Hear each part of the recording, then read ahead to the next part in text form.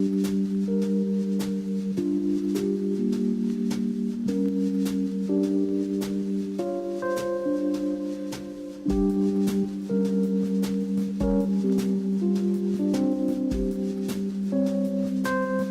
difference between cognac and brandy is that cognac is a controlled appellation elaborated with very strict rules. It's simple as that. The difference in brandy and cognac for me is gonna be that here in the area of cognac, since for centuries, we got some people making their gold. Their gold is cognac. It's not gonna be brandy. Brandy you can make it everywhere you want. We are in the area of cognac, and you're gonna find the best brandies ever here. So this, what you can see on this map here, is the protected appellation region cognac.